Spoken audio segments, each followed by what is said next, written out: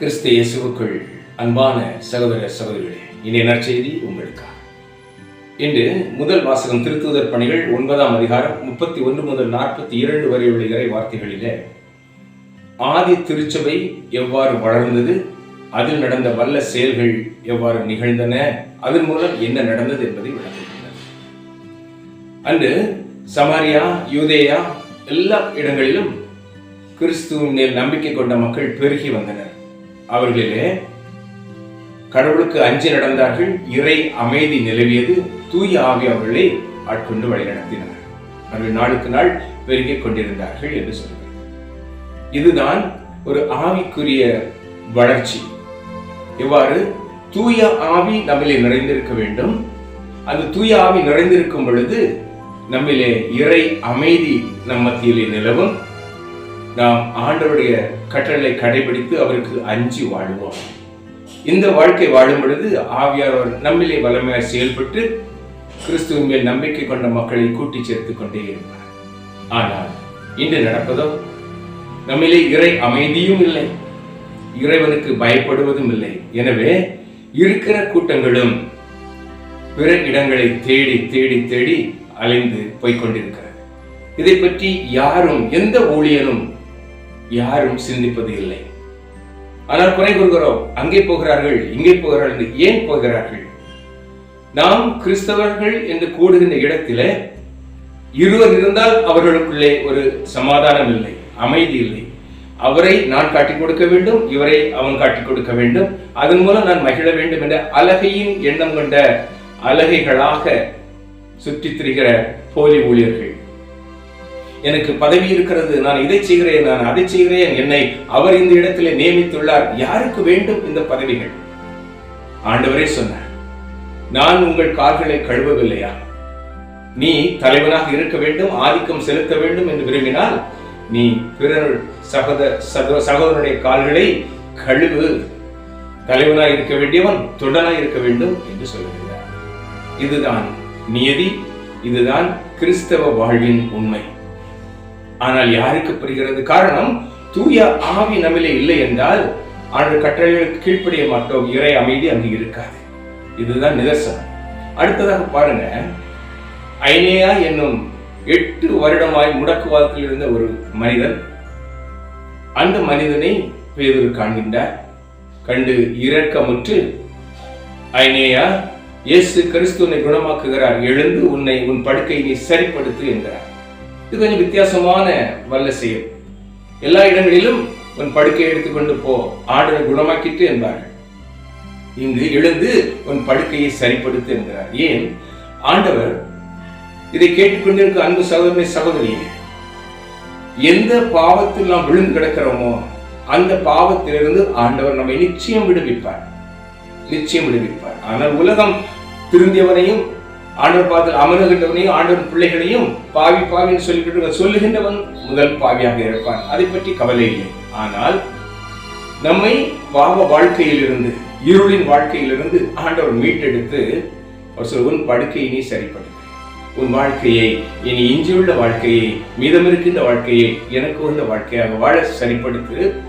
அதே போல எவ்வாறு சமாரியா, யூதேயா எல்லா இடங்களிலும் மக்கள் கிறிஸ்துவின் வழியை பின்பற்றினார், அதே போல அதற்காக நான் உழைக்க வேண்டும். முதல் நான் என்னை சரிப்படுத்தணும், அதன் பிறகு பிறருக்கும் அந்த இறை அமைதியை, இறை அச்சத்தை நாம் கற்றுக் கொடுக்க வேண்டும். இங்க யாருக்கு நேரம் இருக்கிறது? முதலிலே என்னிலே அமைதி இருக்கிறதா? நான் அதை செய்கிறேன், இதை செய்கிறேன், நான் எல்லாவற்றையும் மலையை அசைத்து விடுவேன் சொல்லுகிற யாராவது ஒருவர், உங்கள் உள் மனதில் உள்ள அமைதி, உன் குடும்பத்தின் அமைதி, உன் குடும்பம் கட்டப்பட்டு இருக்கிறதா என்பதை சிந்தித்து பார்க்கின்றோமா?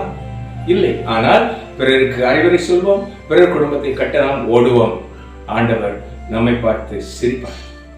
உன்னை முதலில் சரிப்படுத்து, சரிப்படுத்திய பின் பிறரையும் சரிப்படுத்து. அதற்கு முன் உன் விரலை நீட்டாதே. அன்பானவர்களே, அடுத்த நிகழ்வு லித்தா என்ற நகரிலே தபிதா என்ற ஒரு பெண் இறந்து போகிறார். அங்கே மேல் மாடியிலே அந்த பெண்ணை கிடத்தி இருக்கிறார்கள். இறந்து போன உடல். எல்லோரும் அழுகிறார்கள். பேதுருவை அழைத்து மேல் மாடிக்கு செல்கிறார்கள். அங்கே எல்லா பெண்களும் தபித்தா இந்த ஆடையை தந்தாள், தபித்தா இந்த மேலாடையை தந்தாள் என்று காட்டி அழுகிறார்கள். அவருக்கு புரிந்து விடுகிறது, இந்த தபித்தா நிறைய இரக்க செயல் செய்திருக்கிறார் என்று. உடனே எல்லோரையும் வெளியே போக சொல்லிவிட்டு முழந்தாளிட்டு ஆண்டவரை நோக்கி மன்றாடுகிறார். ஆண்டவரும் அவருக்கு இறங்குகிறார். உடனே படுக்கையின் அருகில் எழுந்து நின்று, தபித்தா எழுந்தது என்கிறார்.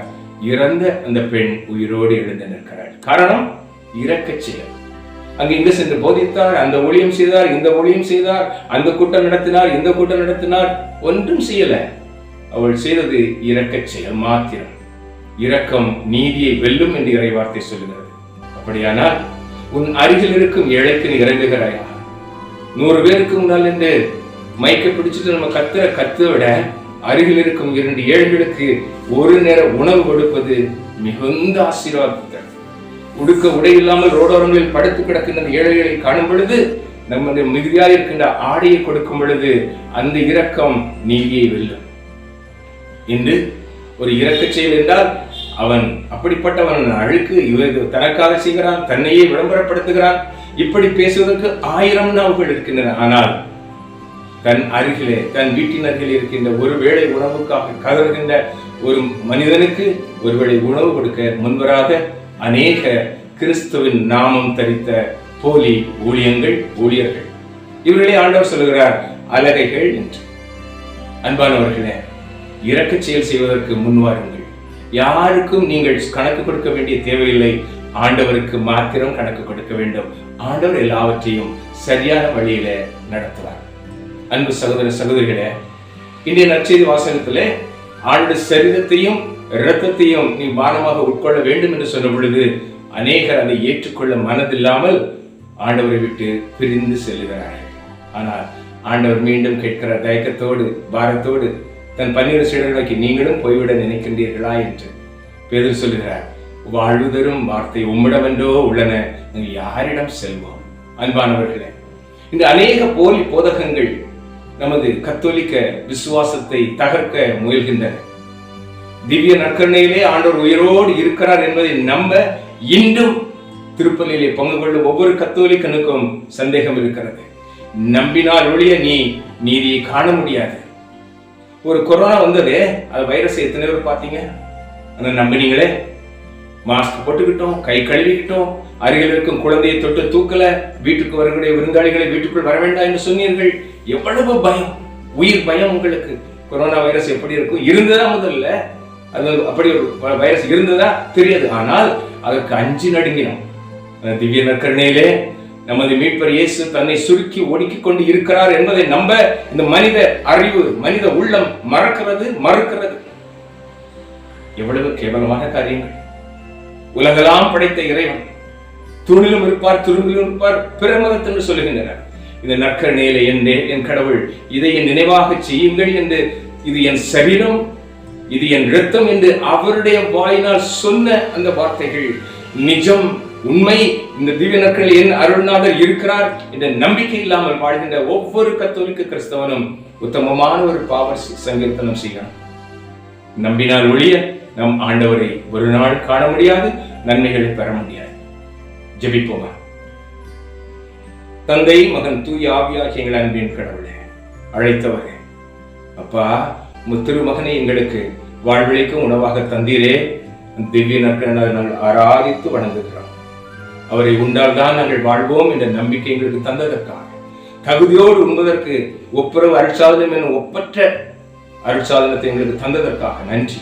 எங்கள் அன்னையோடு சேர்ந்து நாங்களும் உம்மோடு இணைந்து அப்பா நிலை வாழ்வை சுதந்திரித்துக் கொள்ள எங்களை வழிநடத்த வேண்டும் என்று அன்னை மரியாதை துதித்து ஒப்பு கொடுக்கிறோம். நல்ல தகப்பனே, ஆமென்.